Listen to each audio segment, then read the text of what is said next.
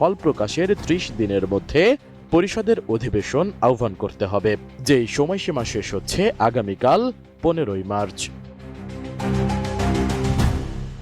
তাই রোববারের মধ্যেই সংবিধান সংস্কার পরিষদের অধিবেশন না ডাকলে ১৫ মার্চই হবে সরকারের শেষ অধিবেশন বলে হুঁশিয়ারি দিয়েছেন জামাত নেতা ডক্টর হামিদুর রহমান আজাদ। সেই সাথে রাজপথে আন্দোলনে যাওয়ার হুঁশিয়ারিও দিয়েছেন তিনি।